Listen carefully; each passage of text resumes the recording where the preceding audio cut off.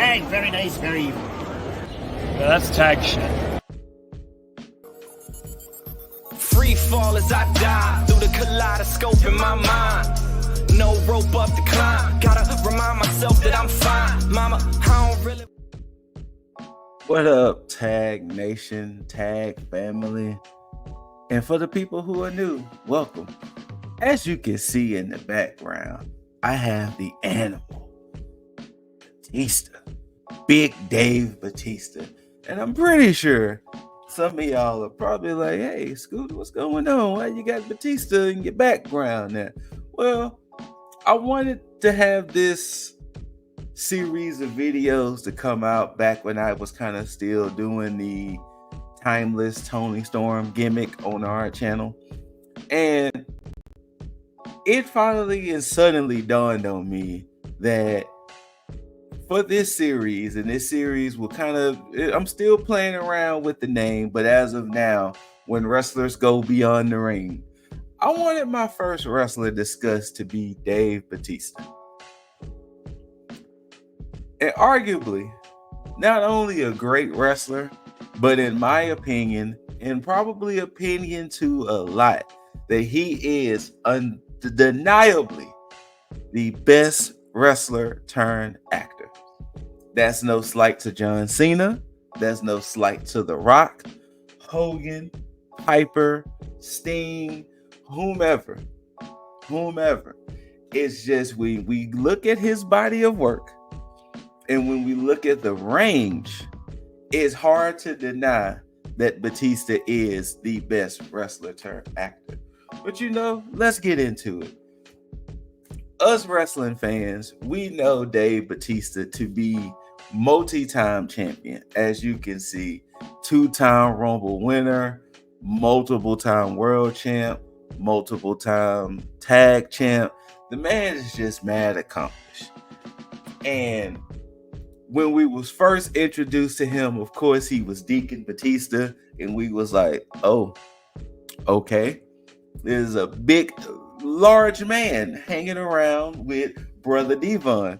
And once he broke from that, he joined Triple H, Ric Flair, Randy Orton as Evolution. And then once he broke away from that, the man's stock just took off. Super accomplished in the ring, wrestled a who's who of competitors. Like I showed earlier, multi-time champion. I mean, the man is just suited and booted. Batista was that dude. Whether you loved him or hate him, when you truly look back, Batista was that dude.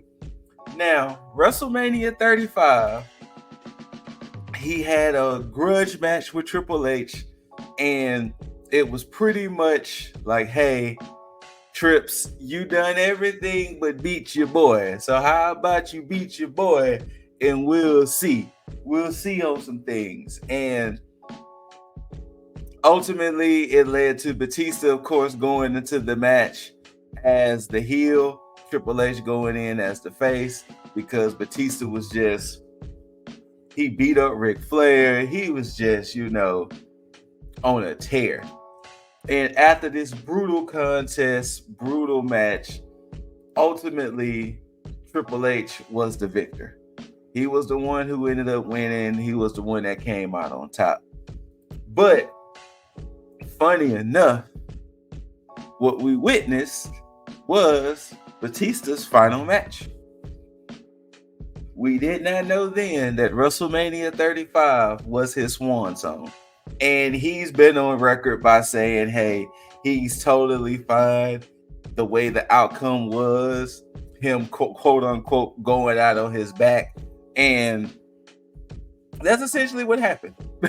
He lost, and hasn't been in the ring since. Now, Batista is scheduled at some point to be a Hall of Fame inductee, because he was supposed to be inducted, but some things happened and they postponed his induction.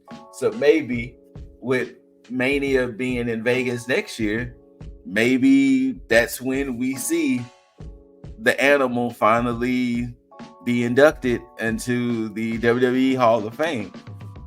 So In between most of his wrestling career and since, Batista has been in a lot of films.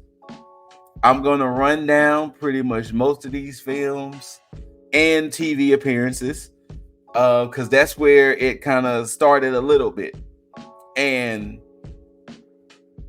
I'm going to prove my point that one, he is the best wrestler turned actor, and prove the point of it's always great to see wrestlers go beyond wrestling, whether it's in a entertainment standpoint, whether you're people like Chris Nowinski who became a doctor and studied like neuroscience. Like, it's always great to be like, I remember that man or woman as a wrestler, and to see that man or woman now is crazy.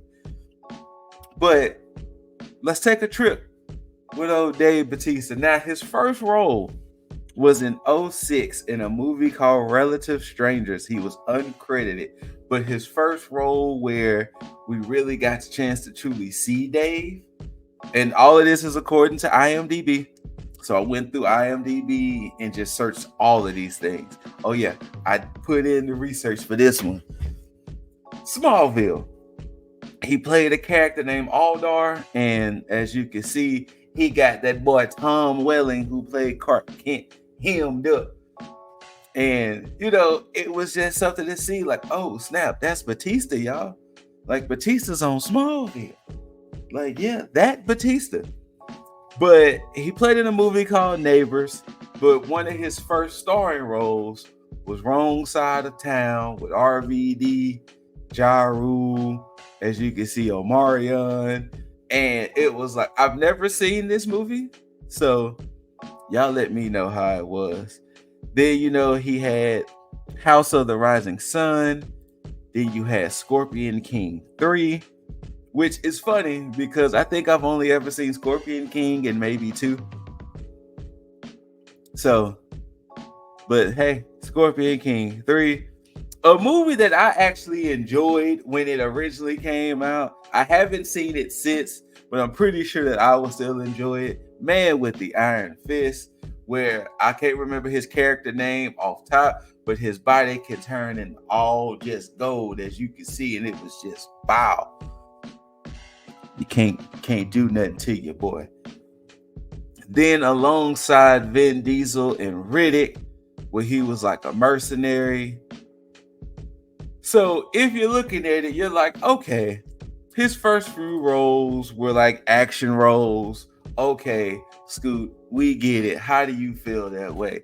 But then a bomb, metaphorically, was dropped on us when Disney through Marvel had announced that, hey, in the Marvel Cinematic Universe, Dave Batista will be portraying Drax the Destroyer in the Guardians of the Galaxy movie. You cannot tell me that as a wrestling fan, we weren't like, come again? Our Dave Batista is going to be in the MCU as Drax the Destroyer? And not only was he Drax the Destroyer, but if you add it all up in his appearances, 10 times he was seen as Drax the Destroyer. You cannot say that as an avid wrestling fan, or just a wrestling fan, period, you were not proud of Dave Batista, that he was going to be in the MCU.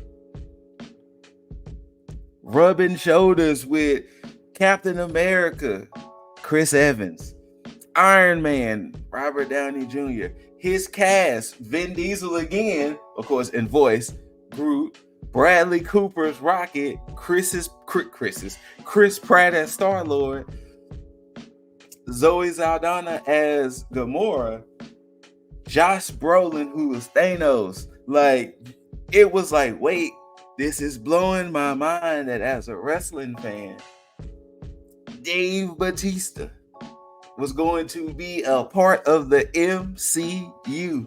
And he did it 10 times, which I'll get to later with Drax. But He portrayed Drax 10 times. It was like mind-blowing, because if it wasn't mind-blowing to you as a wrestling fan, it damn sure was to me as a wrestling fan.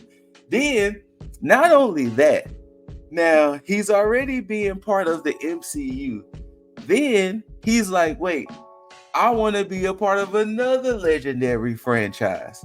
He was going to be Inspector, which is a 007 movie. So here it is now. He's part of the MCU. Now he's a part of a 007 franchise. It's like, okay, Batista out here moving in these streets. Then, he did some other movies here and there.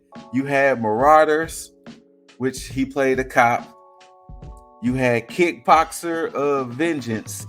And one of the ones that I couldn't get some of the best images for, as you can see with Kickboxer, he was like, wait, I want to do something else. I want to be in Blade Runner. Okay, so let's run this down. He's in the MCU. He's in the legendary GoldenEye franchise. And he's like, hey, I want to be in that Blade Runner sequel. I bet. Let's do it, Big Dave. Let's do it. Then you had him as the orderly in Hotel Artemis. Then he was like, hey, I want to do some comedy. I done done some action comedy kind of with Drax being the lovable guy, 007. I want to do Stuber. I want to do a true action comedy with Stuber. Then he was like, wait, I want to one-up it and do a family movie with My Spot. So the man is showing his range as an actor. Then he was like, wait, I want to work with Zack Snyder and do Army of the Dead, where he was a soldier.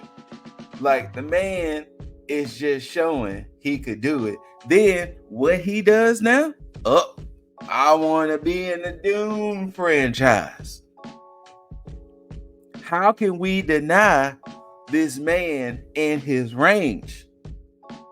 Started off with action movies, got in on the Guardians, got in on 007, got in with Blade Runner, the family-friendly movies. He's like, wait, I want to be a part of another legendary franchise in Doom. Then he was like, you know what? That ain't enough. I want to show more range. Because Ryan Johnson said it, and I am sharing his sentiment. Because then he was in Glass Onion, a Knives Out mystery, where he was Duke Cody. Because we all know Duke don't do pineapple. If you've seen the movie, you know what I meant. You know what I mean by Duke don't do pineapple. Then he was like, you know what? I'm not done. M. Night Shyamalan, call your boy up. Knock at the cabin. I'm just saying, if I see this huge human knocking at my cabin door, stay away from me, sir. Stay away. Then in the process of doing all that, of course, he was still Drax sprinkling through and out, through and through. Then he had announced that, hey, when Guardians of the Galaxy 3 comes out, that will be it for your boy as Drax. And we was kind of collectively like, wait, no, Batista, don't go, please. You're like one of the enjoyable things in the Guardians. You're one of the enjoyable things, period, in the MCU. And he was like, nah, man, I'm hanging it up as Drax. And they gave him a pretty satisfying ending. I know that's from Guardians 2. But they gave him a pretty satisfying ending. And 10 times, like I said, he played Drax the Destroyer throughout his time in the MCU. And it was just like, kudos. Kudos to the man that we was introduced to, that, if he stay perfectly still, he'll turn invisible. Then he's like, you know what? I'm not done with my resume, because the boy in his heron Legendary Hayao Miyazaki, Studio Ghibli. I'm in that too. Run that down. Studio Ghibli film, the MCU, 007, Dune, Blade Runner. Come on. The range is ranging. How can we not agree that Batista is doing the damn thing? Then he's like, hey, I'm gonna be in the Dune franchise again in Dune Part 2. Oh, you like the first My Spy? Guess what? I'm gonna hit you with a second one. All the way up into his most recent movie, Killer's Game, where he was an assassin who thought he was gonna die, so he put a hit out on himself, only to find out that he wasn't really dying. So, but the range, the just sheer magnitude of his resume, of the movies he's been in while he was wrestling and since he's been done with wrestling, how can you not say that Big Dave is not the best wrestler turned actor? Like, it's pretty much impossible. And once again, I'm not slighting Rock, I'm not slighting Cena, Hogan, and all the others. It's just the fact that he hasn't boxed himself into only action movies or comedies or action comedies. He's done everything. Murder mysteries, comic book, complete action, family friendly. Like, he's literally done the wheel. He's not shoehorning himself in to only just be action man. You know, just because I'm this big hulking presence, it has to be action. No, he's done everything. He's part of Hayao Miyazaki's Studio Ghibli's world. He's a voice, and we know how regarded the Studio Ghibli's movies are, and he's in that. Big Dave, my personal favorite wrestler turned actor. And that's pretty much when wrestlers go beyond the ring. Yeah, he may have other appearances here and there. Like, I know he appeared in What We Do in the Shadows and other little pop-ups here and there. Constant professional in and out the ring. He's done MMA. He trains, and I want to say it's Muay Thai and Brazilian Jiu-Jitsu. Like, the man is just him. Avid lunchbox collector. Like, Big Dave, like, truly, round of applause. I don't know how this is going to translate over the mic, but truly, round of applause to a man who has had a legendary wrestling career and is in the runnings to have a legendary acting career. Because I just ran down so many things, and how can we deny that this man's credentials is not there? He started from the bottom, now we here. Word to Drizzy. Big Dave, thank you, sir, for your art. Thank you, sir, for everything that you have done for us in the wrestling ring and in the acting world. Personally, my favorite wrestler turned actor. And this has been episode 1 of When Wrestlers Go Beyond the Ring. Let us know what you thought about it. Let us know, is there more people you want to do this with? Let us know if there's a suggestion to the second one, because my second one potentially may be the man we all can't see. Or maybe it might be the one who wants us to smell what he's cooking. I don't know yet. Let me know in the comments below. But until then, whether you loved it, hate it, don't forget to rate it. Thumbs up, thumbs down, preferably thumbs up. Like, share, comment. Let us know what you think about Big Dave as an actor and as a wrestler. Hey, we can discuss both. After you do all of that, if you haven't already, subscribe. And if after you subscribe, you got to tag that notification bell so you can be notified when whatever videos get posted on this channel. Thank y'all for tuning in. Shout outs to my brethren, Lip Dizzle, Jaeger Bombastic, Juggernaut 097. Love one another. Love yourself. Take care of one another. Take care of yourself. Look out for your physical and mental health. And until next time, T.A.G Nation, you can't see me, but I'm warming up that beautiful hand gesture. Not the Stone Cold one and not the DX one, but it's that NWO Bullet Club one. That good old Too Sweet. You can't see me, but I hope you feel the energy and the presence like a Goku spirit bomb. Bow, Too Sweet to y'all. And until next time, do not forget to tag out. And Big Dave Batista, thank you.